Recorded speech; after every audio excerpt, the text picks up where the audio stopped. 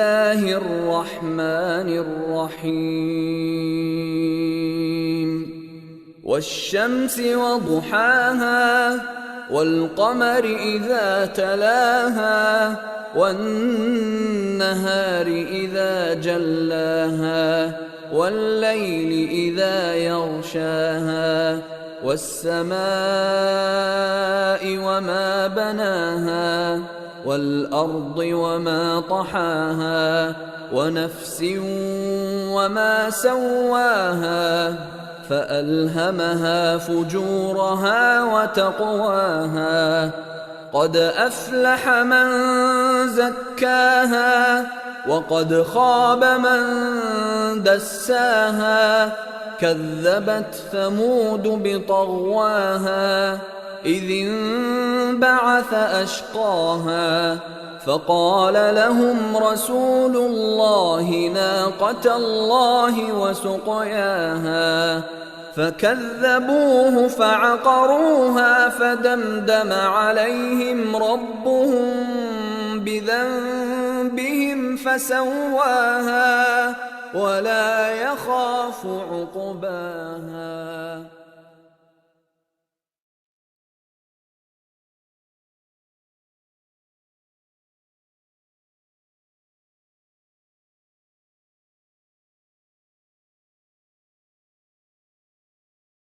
بسم الله الرحمن الرحيم والشمس وضحاها والقمر إذا تلاها والنهار إذا جلاها والليل إذا يغشاها والسماء وما بناها والأرض وما طحاها ونفس وما سواها فألهمها فجورها وتقواها قد أفلح من زكاها وقد خاب من دساها كذبت ثمود بطغواها إذ انبعث أشقاها فقال لهم رسول الله ناقة الله وسقياها فكذبوه فعقروها فدمدم عليهم ربهم بذنبهم فسواها ولا يخاف عقباها. الشمس وضحاها والقمر إذا تلاها والنهار إذا جلاها والليل إذا يغشاها والسماء وما بناها والأرض وما طحاها ونفس وما سواها فألهمها فجورها وتقواها قد أفلح من زكاها وقد خاب من دساها كذبت ثمود بطغواها إذ انبعث أشقاها فقال لهم رسول الله ناقة الله وسقياها فكذبوه فعقروها فدمدم عليهم ربهم بذنبهم فسواها ولا يخاف عقباها.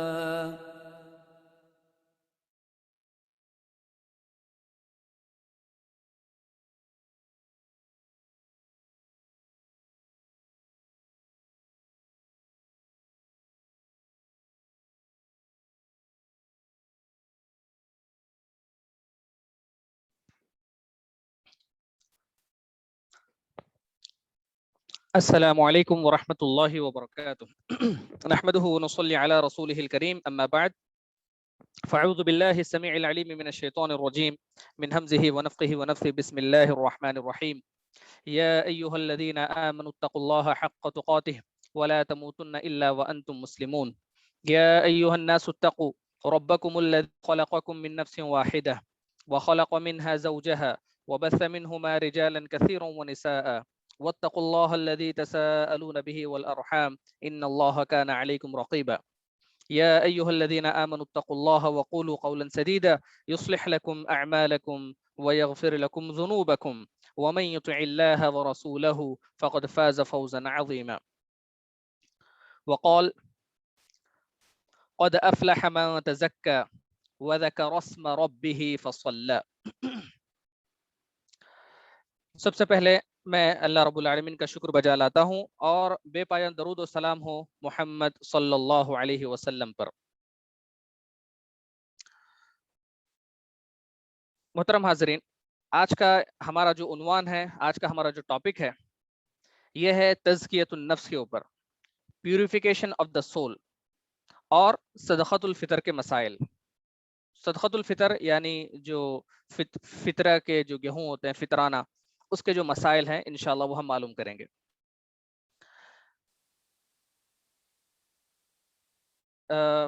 यानी हमारे नफ्स के तज़किये के लिए बहुत ज़्यादा उभारा है। नफ्स का तज़किया ये इंसान की ज़िंदगी के लिए बहुत अहम है। कुरान मजीद कहता है क़द अफ़लह मन तज़क्का व ज़करा अस्म रब्बिही फ़सल्ला, कि यकीनन वो लोग कामयाब हो गए जो अपना नफ्स का तज़किया किए। कुरान यानी अल्लाह ताला कामयाबी के लिए एक शर्त रखे हैं कि कामयाब वो इंसान होता है जो अपने नफ्स का तज़किया करता है। फिर उसके बाद कहा व ज़करा अस्म रब्बिही फ़सल्ला, और जिसने अपने रब का नाम लिया, अपने रब का जिक्र किया और नमाज कायम किया। इन आयतों के अंदर कामयाबी का जो मयार है कि अगर हम कामयाब होना चाहते हैं तो हमें नफ्स का तज़किया करना चाहिए। इसी तरीके से सूरत शम्स के अंदर अल्लाह ताला फरमाते हैं व नफ्सिन वमा सव्वाहा फअल्हमहा फुजूरहा व तक़वाहा क़द अफ़लह मन ज़क्काहा व क़द ख़ाब मन दस्साहा। अल्लाह ताला नफ्स की कसम खा रहे हैं, अल्लाह ताला इंसान का जो दिल है उसकी कसम खा रहे हैं, फिर कह रहे हैं क़द अफ़लह मन तज़क्का, यकीनन वो शख्स कामयाब हो गया जिसने अपने नफ्स का तज़किया किया। वक़द ख़ाब मन दस्साहा, और जिसने अपने नफ्स का तज़किया नहीं किया वो शख्स नाकाम हो गया, वो शख्स फेल हो गया जिंदगी में और आखिरत में। तो ये नफ्स का तज़किया है क्या? ये प्यूरिफिकेशन ऑफ द सोल, ये क्या चीज है, हम कैसे कर सकते हैं? अब देखें, अल्लाह की मखलूक है जिनमें सिर्फ भलाई ही भलाई है, खैर ही खैर है, उनके अंदर कोई बुराई नहीं है, वो लोग खैर महज हैं, उनसे सिर्फ अच्छाइयां होते हैं। ये एक ऐसी मखलूक है। और दूसरी मखलूक है शैतान। शैतान एक ऐसी मखलूक है जिसके अंदर सिर्फ और सिर्फ शर है, जिसके अंदर सिर्फ और सिर्फ बुराई है, और ये मखलूक शर्र महज कहलाती है। और तीसरी मखलूक है वो है इंसान। ये इंसान के अंदर अल्लाह ताला ने खैर भी रखा है और शर भी रखा है, अच्छाई भी अल्लाह ताला इंसान के अंदर रखे हैं और बुराई भी अल्लाह ताला ने इंसान के अंदर रखे हैं। तो इंसान के अंदर कुछ मुस्बत सिफात हैं, कुछ पॉजिटिव क्वालिटीज हैं, और इसी तरीके से इंसान के अंदर कुछ नेगेटिव क्वालिटीज हैं। तो तज़किये का मतलब ये है कि हमारे दिल के अंदर, हमारी ज़ात के अंदर जो भी नेगेटिव क्वालिटीज हैं, जो भी मनफी सिफात हैं, उनको हम पाक करना, उनको अपने आप से साफ, उनका जायजा लेना और उनको अपने आप से कम करना, खत्म करना, ये चीज तज़किये नफ्स कहलाती है। यही चीज प्यूरिफिकेशन ऑफ द सोल कहलाती है। तो ये जो है बहुत अहम है। इसी वजह से एक उर्दू के शायर ने कहा, नहेंगो अज़्ज़हा, वो शेर नर मारा तो क्या मारा। नहेंगो अज़्ज़हा, वो शेर नर मारा तो क्या मारा। नहेंगो कहते हैं मगरमच्छ को कहते हैं।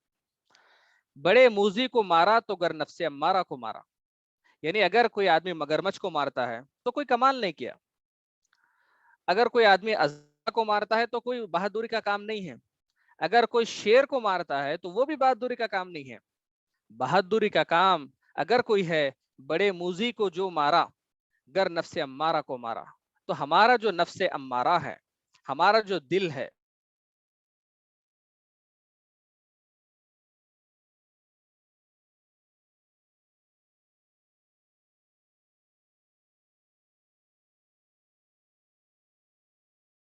کہ انسان کے دل میں کئی منفی صفات ہیں، ہمیں ان کو جان کر ان کو ختم کرنا، انشاءاللہ یہی چیز ہمارے نفس کا تزکیہ، پیوریفیکیشن آف اور سول انشاءاللہ کہلائے گا۔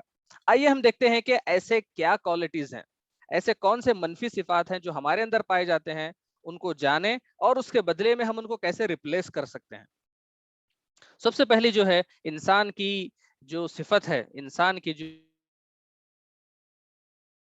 جو طبیعت ہے، اس کے اندر ہرس ہے، لالچ ہے۔ انسان کے اندر ہرس اور لالچ ہے۔ اب دیکھیں، ہرس اور لالچ، قرآن مجید کہتا ہے وَإِنَّهُ لِحُبِّ الْخَيْرِ لَشَدِيدٌ، انسان ایک ایسی مخلوق ہے جو بہت بھلائی چاہتی ہے، یعنی اس کو صرف اچھا ہی ہونا، یہ انسان کی خواہش ایسی ہوتی ہے۔ تو اسی وجہ سے انسان اس اچھائی کو پانے کے لیے اپنی پوری زندگی لگا دیتا ہے، اپنی زندگی پوری صرف مجھے اور چاہیے، مجھے اور چاہیے، جتنا بھی ملو انسان کے لیے بس نہیں ہوتا۔ تو انسان بس اسی یعنی کوشش میں، اسی بھاگ دوڑ میں اپنی زندگی ختم کر دیتا ہے کہ مجھے اور چاہیے، مجھے اور چاہیے، یہاں تک کہ اس کو جب ریئلائز ہوتا ہے کہ میں جو کر رہا تھا وہ غلط تھا، جو کچھ اللہ نے دیا مجھے اس پر صبر کرتے ہوئے، شکر کرتے ہوئے میں ایک اطمینان والی، ایک سیٹسفیکشن والی زندگی گزار سکتا تھا میں۔ اس کو یہ ریئلائز کب ہوتا ہے؟ جب موت کا فرشتہ اس کے سامنے جب ہوتا ہے، تب اس کو سمجھ میں آتا ہے کہ ارے میں نے تو میری زندگی پوری تباہ کر دیا، میری زندگی کا مقصد کیا تھا، میری زندگی کا جو پرپس تھا میں تو اس کو ویسٹ کر دیا، سب مجھے اور چاہیے، مجھے یہ ہونا، مجھے وہ ہونا۔ قرآن مجید کہتا ہے الہاکم التکاثر، یہ جو زیادتی کی چاہت ہے کہ مجھے اور چاہیے، بس اتنا نہیں ہمیں اور چاہیے، یہ جو زیادتی کی چاہت ہے اس نے انسانوں کو ہلاک کر دیا، انسانوں کو ختم کر دیا۔ حتی زرتم المقابر، اور افسوس کہ انسان کو ریئلائز بھی ہوا تو کب ہوا؟ موت کے قریب ریئلائز ہوا کہ میں جو چاہ رہا تھا، میں اور جو زیادتی کی خواہش کر رہا تھا وہ تو ایک دم غلط تھی۔ دیکھیں انسان کی طبیعت کو اللہ کے رسول صلی اللہ علیہ وسلم بتاتے ہیں، اگر اب سوچیں کہ اگر کسی انسان کے گھر میں، کسی شخص کے گھر میں اگر ایک 5-6 کلو اگر سونا ہے تو وہ آدمی مالدار آدمی کہلائے گا، 2-3 کلو بھی ہو تو انسان مالدار آدمی کہلائے گا، 2-3 کلو تو دور کی بات۔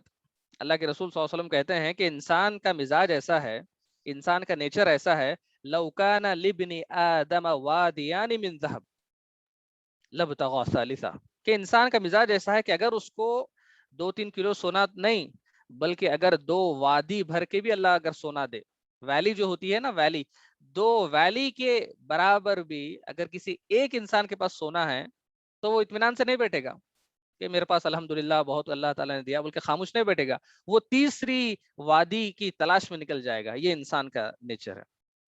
شریعت کہتی ہے کہ حرص و لالچ کو کم کرو، اس کے بدلے میں تم کو ریپلیس کرو قناعت سے۔ قناعت کسے کہتے ہیں؟ قناعت کہتے ہیں کہ اللہ تعالیٰ نے ہم کو جو دیا ہے، جتنا ہم کو اللہ تعالیٰ دیا ہے اس کے اندر ہم اللہ تعالیٰ کا شکر ادا کریں، اس میں مطمئن ہو جائیں اور کہیں کہ الحمدللہ۔ اب دیکھیں اللہ تعالیٰ نے اگر ہم کو 2 وقت کا کھانا دیا تو ہم 1 وقت کے کھانے والے کو دیکھیں تو اللہ تعالیٰ کا شکر ادا کریں گے۔ حدیث میں اللہ کے رسول کہتے ہیں قد افلح من اسلم، جس نے کامیاب کون ہوا؟ کامیاب وہ انسان ہوا جو اسلام لایا، ورزق کفافن، اور جس آدمی کو پیٹ بھر کھانا مل گیا تو وہ آدمی کامیاب ہے۔ وقنعہ اللہ بما آتاہ، اور اللہ تعالیٰ نے جو کچھ اس کو دیا ہے وہ آدمی اس پر قناعت کرتا ہے۔ قناعت کا مطلب الحمدللہ جتنا اللہ تعالیٰ نے دیا کافی ہے۔ یہ نیچر، یہ ایٹیٹیوڈ اگر ہمارے اندر پیدا ہوتا ہے تو اللہ تعالیٰ کہہ رہے ہیں کہ یہ آدمی کامیاب انسان ہے۔ دیکھیے دنیا کو جینے کا جو، دنیا کو دیکھنے کا جو لینس ہے جو شریعت ہمیں دیتی ہے وہ یہ ہے کہ دنیا کے معاملے میں ہمیں اپنے سے کم لوگوں کو دیکھنا چاہیے۔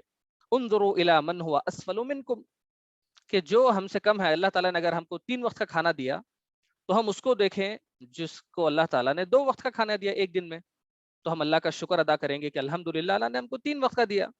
تو اس سے کیا ہوگا کہ شکر گزاری کا جذبہ پیدا ہوگا۔ انظروا الی من هو اسفل منکم، کہ تم سے جو نیچے ہیں ان کو دیکھو دنیا کے معاملے میں۔ ہاں دین کا معاملہ ہے تو دین کے معاملے میں اپنے سے اوپر والوں کو دیکھو، ارے وہ آدمی میرے سے زیادہ قرآن پڑھ رہا ہے، وہ شخص جو ہے میرے سے زیادہ صدقہ کر رہا ہے، مجھے اور بھی کرنا چاہیے۔ دین کے معاملے میں، عبادات کے معاملے میں اپنے سے اوپر والوں کو دیکھو کہ مجھ سے آگے کون ہے، لیکن دنیا کے معاملے میں مجھ سے پیچھے کون ہے وہ دیکھیں گے تو ہمارے اندر قناعت کا جذبہ پیدا ہوگا۔ اسی طریقے سے انسان کے اندر جو ایک منفی صفات ہے جس کے ذریعے سے ہم اپنے نفس کا تزکیہ کر سکتے ہیں، ہمارے دل کی صفائی کر سکتے ہیں، وہ ہے غصہ۔ غصہ ایک منفی صفت ہے، لیکن غصہ ہر انسان کو آتا ہے اور آنا بھی چاہیے۔ امام شافعی رحمہ اللہ کہتے ہیں کہ جس آدمی کو غصہ نہیں آتا وہ گدھا ہے کہتے ہیں، لیکن اس کا یہ مطلب نہیں ہے کہ لیس الشدید بالسرعہ۔ اللہ کے رسول کہتے ہیں غصے کا یہ مطلب نہیں ہے کہ تم کو جب غصہ آئے تو بس تم کسی کو گالی دے دو، کسی کو مار دو، یہ کمال نہیں ہے۔ بہادر آدمی وہ نہیں ہے جو اپنے غصے کو فوری جو ہے لوگوں کے سامنے دکھاتا ہے۔ انما الشدید من یملک نفسہ عند الغضب، اصل بہادر آدمی تو وہ ہے جب اسے غصہ آتا ہے تو وہ اپنے آپ پہ پہلے کنٹرول کرتا ہے۔ تو یہ کنٹرول کرنے کی صفت ہمیں پیدا کرنا چاہیے، اور جو لوگ ایسا کرتے ہیں ان کے لیے ایک خوشخبری ہے۔ اللہ کے رسول نے کہا من کظم غیظا فهو قادر على ان ينفذه دعاه الله على رؤوس الخلائق يوم القيامة حتى يخيره من الحور العين ما شاء۔ اللہ کے رسول کہتے ہیں کہ جو آدمی اگر اپنے غصے کو کنٹرول میں رکھتا ہے، اپنے غصے کو قابو میں رکھتا ہے، اس کے پاس طاقت ہے، چاہے تو اپنا بدلہ لے سکتا ہے، لیکن پھر بھی نہیں لے رہا بدلہ، اللہ تعالیٰ کے لیے معاف کر رہا ہے، تو قیامت کے دن اللہ تعالیٰ اس کو بلائیں گے۔ جس طریقے سے دنیا میں اگر ایک ایوارڈ دینا ہے تو ایوارڈ دینے کے لیے بلاتے ہیں نا، تو اسی طریقے سے اللہ تعالیٰ اس آدمی کو بلائیں گے، بلا کر کہیں گے یخیرہ من الحور العین ما شاء، کہ دیکھو یہ ساری میری پیدا کی ہوئی حوریں ہیں، تم ان میں سے جتنے چاہے جس کو چاہے اٹھا لو۔ یہ اللہ تعالیٰ انعام دیں گے اس شخص کو جو اپنے غصے کو کنٹرول کرتا ہے۔ تو یہ جو ہے ایک انسان کے اندر منفی صفت ہے، ہم اپنے نفس کا تزکیہ کر سکتے ہیں۔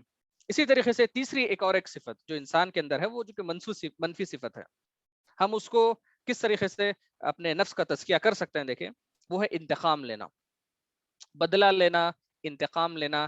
یہ جو ہے ایک انسان کی ایک صفت ہے۔ ہر انسان یعنی بدلہ ایسا ہوتا ہے کہ اگر کوئی آپ کو ایک تھپڑ مارے تو آپ اس کو 100 تھپڑ مارے، اتنا آپ کو یعنی اندر سے انتقام لینے کی یہ انسان کی صفت ہے۔ زمانہ جاہلیت میں دیکھیں کیا ہوتا تھا کہ بدلے کی ایسی آگ ان کے دلوں میں بھڑکتی تھی۔ حضرت حمزہ رضی اللہ تعالی عنہ کے قتل کے بعد بھی ہند نے حضرت حمزہ کا کلیجہ کو نکالا اور اس کو دانتوں سے چبایا۔ کیوں؟ کیونکہ بدلے کی انتقام کی جو آگ تھی وہ بجھ نہیں رہی تھی۔ یہ جاہلیت کا دور تھا، لیکن شریعت کہتی ہے کہ تم بدلہ لینے کا مت سوچو، بلکہ معاف کر دو، معاف کر دو۔ وَلَمَنْ صَبَرَ وَغَفَرَ إِنَّ ذَلِكَ لَمِنْ عَزْمِ الْأُمُورِ، جو صبر کرے اور معاف کر دے تو یہ تو بڑا کام ہے۔ اللہ کے رسول صلی اللہ علیہ وسلم کو دیکھیں، آپ فتح مکہ کے وقت میں آپ صلی اللہ علیہ وسلم مکہ میں داخل ہوئے فاتح بن کر۔ آپ اس وقت مکہ میں فتح کیے تھے، مکہ پورا آپ کے کنٹرول میں تھا، اور آپ کے سامنے وہ سارے دشمن ٹھہرے ہوئے تھے جنہوں نے آپ کو ستایا تھا۔ ان میں سے وہ لوگ بھی تھے جنہوں نے آپ پر تھوکا تھا، ان میں سے وہ لوگ بھی تھے جنہوں نے صحابہ کو ستایا تھا۔ تو اللہ کے رسول صلی اللہ علیہ وسلم نے ان سے پوچھا، بتاؤ آج کے دن میں تمہارے ساتھ کیا کرنے والا ہوں؟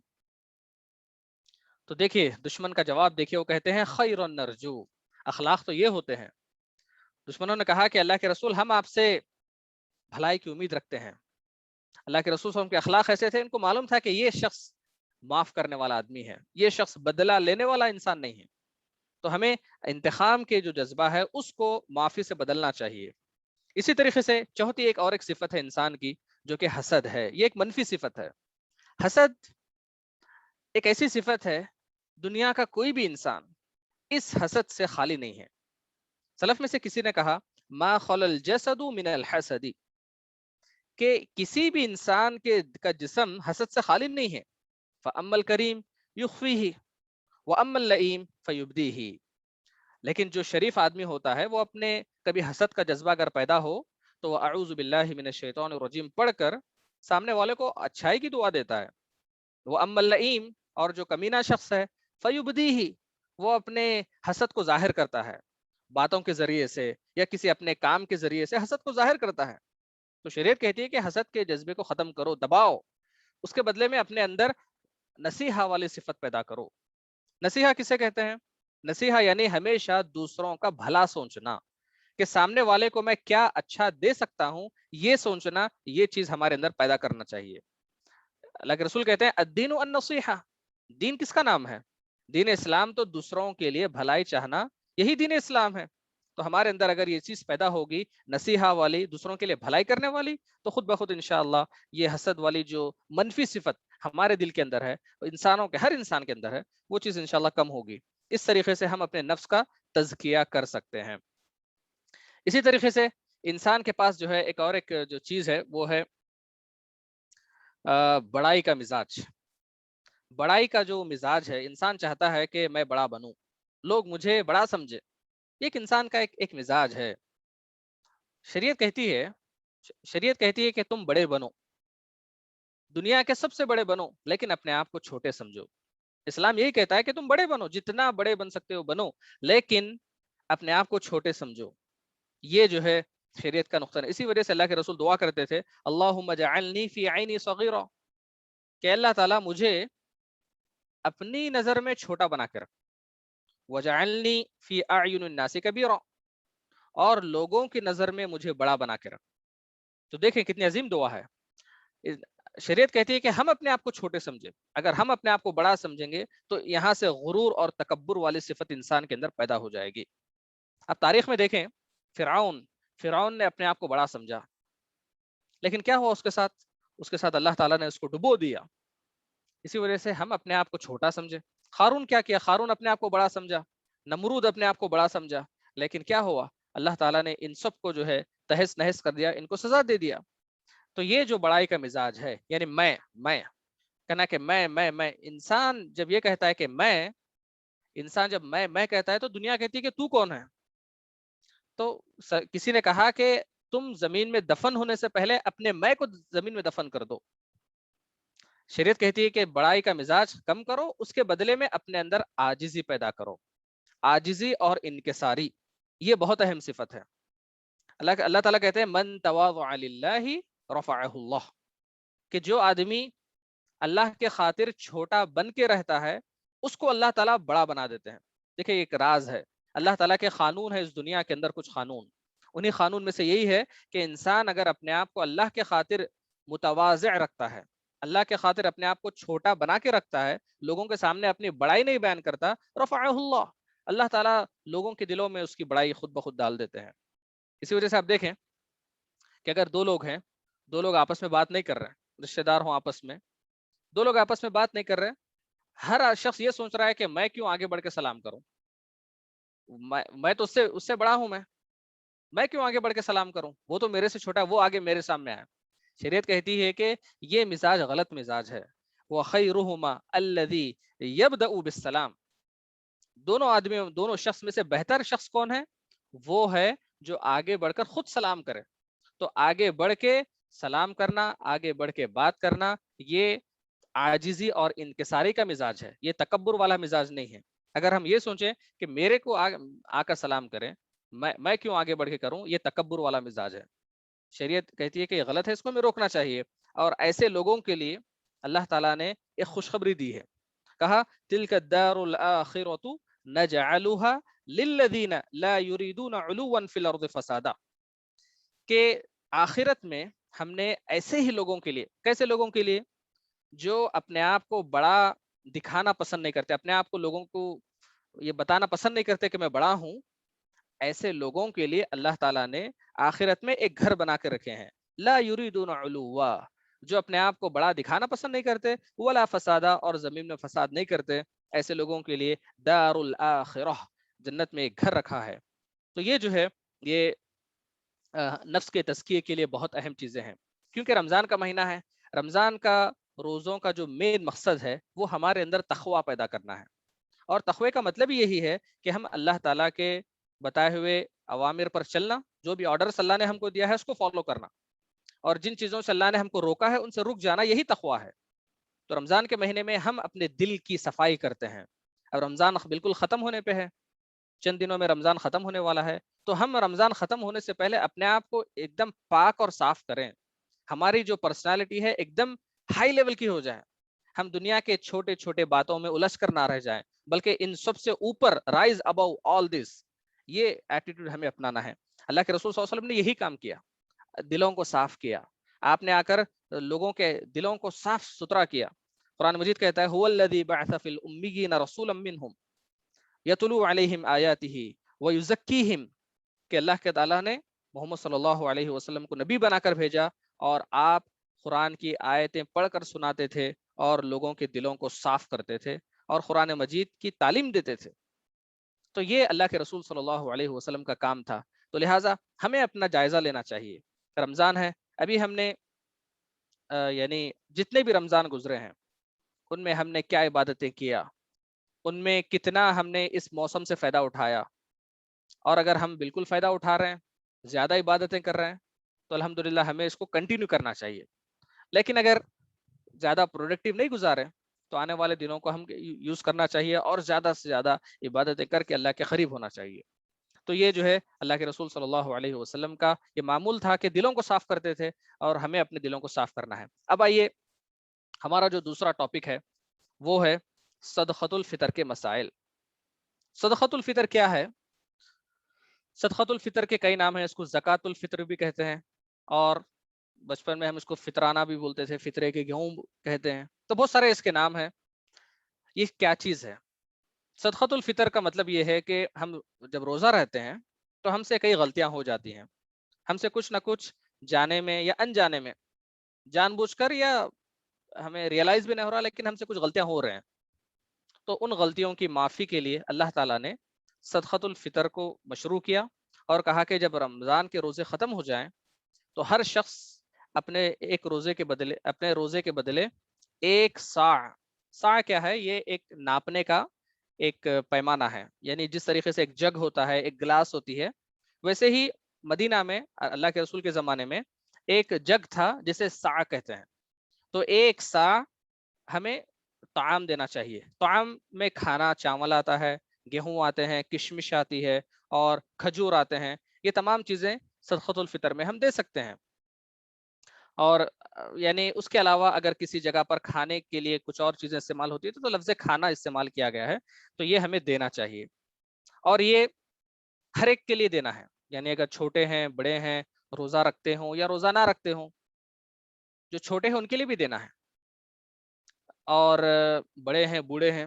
یہاں تک کہ حضرت عثمان بن عفان رضی اللہ تعالی عنہ کے بارے میں آتا ہے کہ آپ جنین کا بھی صدقۃ الفطر دیا کرتے تھے. جنین مطلب جو بچہ ابھی ماں کے پیٹ میں ہے اس کا بھی آپ صدقۃ الفطر دیا کرتے تھے، تاکہ اچھی امید رکھتے ہوئے کہ اللہ تعالیٰ سے ثواب کی امید رکھتے ہیں کہ یہ جو صدقۃ الفطر ہم دے رہے ہیں اس بچے کا، اس کا جو خیر ہے، اس کا جو ثواب ہے، یہ بھی اس بچے کو حاصل ہو.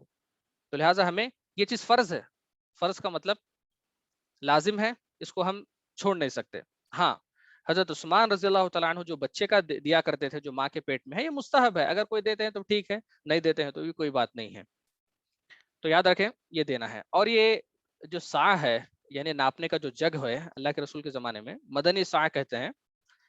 اس کی جو کوانٹٹی ہے کلو کے اعتبار سے، یہ تقریباً مطلب اپروکسیمیٹلی تقریباً 3 کلو ہوتا ہے.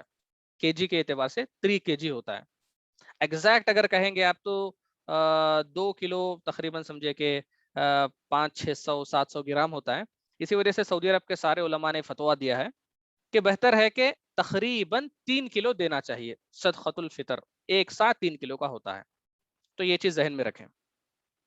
دوسری چیز یہ ہے کہ اب ہم کس کو دیں؟ تو جو بھی مستحق ہیں، جو بھی غریب ہیں، جو اپنی ضرورت کو پوری نہیں کر سکتے، جو اپنے عید میں نیا خرید کر کھا نہیں سکتے، انہیں بھی اپنی عید میں شامل کریں اور انہیں صدقۃ الفطر عطا کریں. اب سوال یہ ہے کہ اگر ہم ایسی جگہ پر ہیں جہاں آس پاس کوئی غریب نہیں ہے، کس کو دینا ہمیں معلوم نہیں ہے، تو ہم ایسے لوگوں کو دے سکتے ہیں. یعنی مطلب سوال یہ ہے کہ فار ایگزامپل اگر میں کسی ملک میں ہوں، اکیلا ہوں، تو کیا میں کسی اور ملک میں زکوٰۃ دے سکتا ہوں؟ اگر میں انگلینڈ میں ہوں، لندن میں ہوں، تو کیا میں انڈیا میں زکوٰۃ الفطر دے سکتے ہیں؟ ایک سوال ہے. تو اس کا جواب یہ ہے کہ بہتر یہی ہے کہ ہم جہاں ہیں وہاں پر دینا چاہیے. یہ اصل ہے. لیکن اگر ہم جہاں ہیں وہاں پر لینے والا کوئی نہیں ہے، وہاں پر کس کو دینا ہمیں نہیں معلوم، یعنی ہر کوئی دینے کی پوزیشن میں، لینے والا کوئی نہیں ہے، ہاں، تو ایسے وقت میں ہم کسی اور غریب ملک میں دے سکتے ہیں. جس طریقے سے سعودی عرب میں ہوتا ہے کہ گورنمنٹ سارے لوگوں سے صدقۃ الفطر کا پیسہ کلیکٹ کرتی ہے.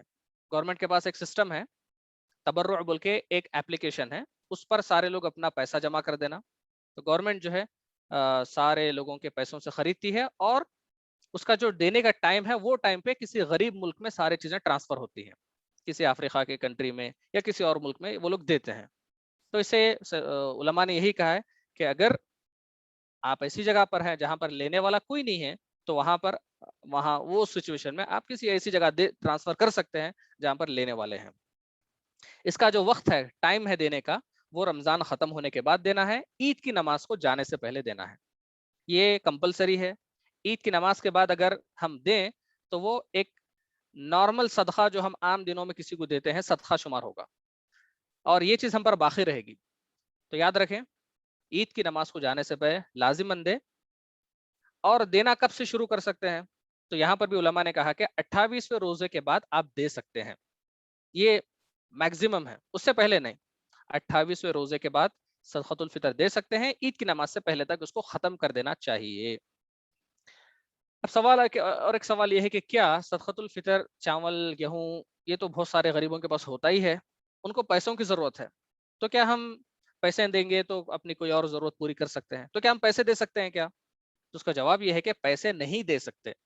اگر ہم کسی شخص کو پیسے دے رہے ہیں تو یہ غلط ہے. ہاں, اگر کوئی آرگنائزیشن ہے یا کوئی فاؤنڈیشن ہے, وہ لوگ سارے لوگوں سے پیسہ کلیکٹ کر کے وہ لوگ راشن خرید رہے ہیں, گروسری خرید رہے ہیں, خرید کر غریبوں کو پہنچا رہے ہیں تو وہ ٹھیک ہے. لیکن اگر میں ہی کسی غریب کو پیسے دے رہا ہوں تو یہ چیز غلط ہے, کیونکہ حدیث کے اندر طعام کا لفظ ہے. طعام کہتے ہیں کھانے کو کہتے ہیں. تو یہ آپ کو سمجھنا چاہیے کہ یہ حدیث کے اندر جہاں پر بھی طعام کا لفظ استعمال کیا گیا وہاں پر پیسے نہیں دے سکتے, وہاں پر پیسے نہیں دے سکتے. یہ قانون ہے, اس کو یاد رکھیں. تو یہ جو ہے صدقۃ الفطر کے چند مسائل ہیں, میں آپ کے سامنے رکھا. ابھی آپ لوگوں کے لیے بریک ٹائم ہے, یا اسی بریک ٹائم میں آپ جو ہے کچھ سوالات کر سکتے ہیں کہ اگر صدقۃ الفطر کے بارے میں ہو یا کوئی بھی اگر سوال ہے تو یہاں پر چارٹ میں لکھ سکتے ہیں.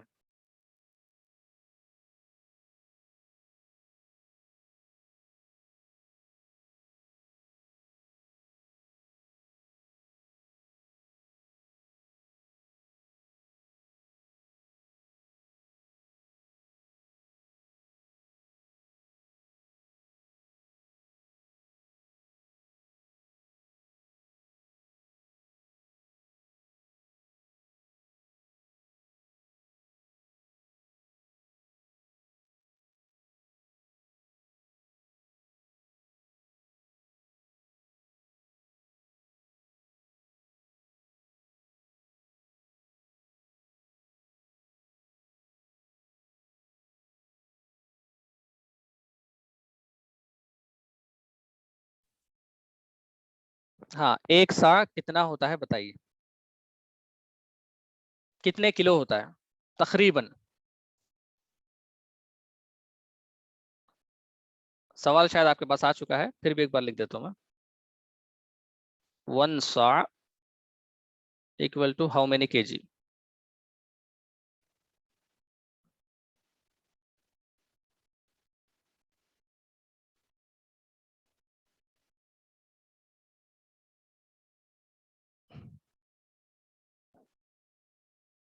یس, کوئی لکھ رہے ہیں؟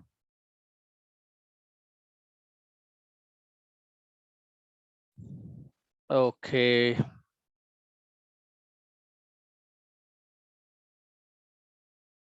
ہاں اوکے, ماشاء اللہ, صحیح آنسر ہے رفیع الدین بھائی, بارک اللہ فیک. 3 کلو ہوتا ہے, بارک اللہ. تو یہ جو ہے اس کا پیمانہ ہے, اس کا. اوکے شیخ, میٹنگ اوکے. تو انشاءاللہ ابھی ہمارا تقریباً بریک کا ٹائم ہے, تو انشاءاللہ آج کا سیشن ہم لوگ اسی یعنی ایک ہی سیشن پہ آج کا درس ہم ختم کرتے ہیں. آپ لوگوں سے اور بھی اگر کوئی سوال ہے تو کر سکتے ہیں انشاءاللہ. اچھا, اور بھی سوالات آ رہے ہیں؟ السلام علیکم, ماشاء اللہ. اچھا, can we give anything اور staple food in light of حدیث؟ یعنی حدیث میں کھانے کا لفظ استعمال کیا گیا, تو اب وہاں پر آپ چاول بھی دے سکتے ہیں, دال بھی دے سکتے ہیں. لفظ کھانے کا ہو, بہتر ہے کہ کھانے کی چیز ہو, کھانے کی چیز دینا چاہیے. طعام، اس بارے میں سعودی عرب کے علماء نے یہی فتویٰ دیا ہے کہ اگر کسی علاقے میں کھانے کا کچھ اور چیز رواج ہے تو بالکل وہ چیز ہم دے سکتے ہیں انشاءاللہ. اور بس انشاءاللہ آج کا ایک ہی سیشن ہوگا. اور رائس، چاول دے سکتے ہیں، گیہوں دے سکتے ہیں، اور کھجور بھی دے سکتے ہیں. کھجور ہے نا، کھجور ڈیٹس، وہ بھی دے سکتے ہیں. اور ایون کشمش بھی دے سکتے ہیں، زبیب، کشمش. یہ تمام چیزیں اس زمانے میں دیتے تھے کیونکہ اس زمانے میں کھانے کے لیے یہ چیزیں ہوتے تھے. اور آج کے دور میں جو بھی کھانے کی چیزیں ہیں انشاءاللہ ہم وہ چیزیں دے سکتے ہیں انشاءاللہ. تو بس یہی کچھ اہم مسائل تھے صدقۃ الفطر کے بارے میں. اور بھی اگر کوئی سوال ہے تو بالکل کر سکتے ہیں. دیکھیں یعنی یہ مسائل ہمیں جاننا بہت ضروری ہے کیونکہ شریعت کا یہ اصول ہے، اسلام کا ایک لا ہے، وہ یہ ہے کہ ہمیں کوئی بھی کام کرنے سے پہلے اس کے بارے میں کمپلیٹ انفارمیشن لینا چاہیے. امام بخاری رحمہ اللہ نے صحیح بخاری کے اندر ایک چیپٹر لکھا ہے، اس کا نام ہے باب اخذ العلم قبل القول والعمل، کہ ہمیں کوئی بھی کام کرنے سے پہلے یا کوئی بھی بات بولنے سے پہلے اس بارے میں نالج لینا چاہیے. اسی بات کو قرآن میں اللہ تعالیٰ کہتے ہیں فَعْلَمْ أَنَّهُ لَا إِلَهَ إِلَّا اللَّهُ، کہ پہلے جب آپ لا الہ الا اللہ کہنے جا رہے ہیں تو ہمیں جو ہے ان چیزوں کے بارے میں جاننا چاہیے کہ لا الہ الا اللہ کی کنڈیشن کیا ہے، یہ تفصیلات. تو علم یہ بہت اہم ہے، ہمیشہ کوئی بھی کام کرنے سے پہلے علم حاصل کرنے کی کوشش کریں. اور اسی طریقے سے یہاں پر ایک سوال ہے کہ اب کورونا کا ٹائم ہے تو بہت مشکل ہے کہ عیدگاہ میں یا کہیں بڑی جگہ پر نماز پڑھنے کی پرمیشن اگر نہ ہو تو مسجد میں پڑھیں. اگر مسجد میں بھی پڑھنے کی پرمیشن نہیں ہے کورونا کی وجہ سے گورنمنٹ کی طرف سے، تو ایون گھر میں پڑھ سکتے ہیں. یہ ایک مسئلہ پچھلے سال بھی آیا تھا. تو یہاں پر علماء کے کئی رائے یہ تھے کہ نماز پڑھیں لیکن خطبہ نہ دیں، بعض نے کہا کہ خطبہ دیں. اور تو اس میں شیخ سلیمان الرحیلی رحمہ اللہ نے یہی فتویٰ دیا تھا جہاں تک مجھے یاد ہے. میں پھر بھی ایک بار چیک کر کے آپ کو بتاؤں گا انشاءاللہ، کہ گھر کے اندر اگر پڑھ رہے ہیں تو عید کی نماز پڑھیں لیکن خطبہ نہ دیں. یہ شیخ سلیمان الرحیلی کی رائے تھی. لیکن بعض علماء نے کہا کہ آپ خطبہ بھی دے سکتے ہیں اگر کوئی خطبہ دینے والا ہے. ٹھیک ہے، تو یہ جو ہے عید کی نماز کے تفصیلات ہیں. اور فطر time when you pray at home، یعنی یہ ٹائم تو یہی ہوگا تقریباً. اس کا جو وقت ہے فجر کی نماز کے بعد سے سٹارٹ ہو جاتا ہے. فجر کے، کیونکہ عید الفطر میں ہم فجر کی نماز کے بعد کچھ کھانا کھاتے ہیں، کھانے کے بعد کرتے ہیں. تو عام طور سے مارننگ میں یعنی 7 o'clock 7:30 8 o'clock یہ ہمیں یعنی اوقات ہے عید کی نماز کے. اچھا، اب ایک مسئلہ یہ ہے کہ اگر عید جمعہ کے دن آ جائے، کیونکہ انڈیا میں ہو سکتا ہے کہ اس مرتبہ عید جمعہ کے دن آ جائے، تو جمعہ کے دن بھی خطبہ ہوتا ہے، عید کا بھی خطبہ ہوتا ہے. تو آپ کیسا کریں کہ 2 خطبے ہوں گے؟ تو شریعت کہتی ہے کہ یا ایسا جب 2 خطبے ہو جائیں تو کوئی ایک خطبہ یعنی جمعہ کا خطبہ نہیں دیں گے تو چلے گا. اگر کوئی عید کا خطبہ اٹینڈ کیے اور جمعہ کا خطبہ اگر مس کر دیے تو شریعت کہتے ہیں کہ آپ کر سکتے ہیں، لیکن مسجد کے اندر جمعہ قائم ہوگی. اور اگر کوئی جمعہ کا خطبہ اٹینڈ نہیں کرتا ہے تو اس پر کوئی ملامت نہیں ہے، اس کو کوئی برا بھلا نہیں کہیں گے، بلکہ شریعت میں یہ چیز جائز ہے. اور عید پریئر بفور ظہر بہت لیٹ ہو جائے گی. ضحیٰ کا جو وقت ہے کوشش یہ کرنا ہے کہ ضحیٰ کا جو ٹائم ہے یعنی تقریباً اشراق کا جو وقت ہے، اشراق کا وقت تقریباً سورج طلوع ہونے کے بعد سے ایک سمجھے کہ 10 بجے تک ہوتا ہے. تو کوشش یہ کریں کہ اس سے پہلے ختم کریں. لیکن ظہر سے پہلے تک یہ میں چیک کر کے بتاؤں گا، یہ فرسٹ ٹائم اس طریقے کا کوشچن میں پڑھا ہوں. اور عید کی نماز کو جانے سے پہلے کیا کھانا چاہیے؟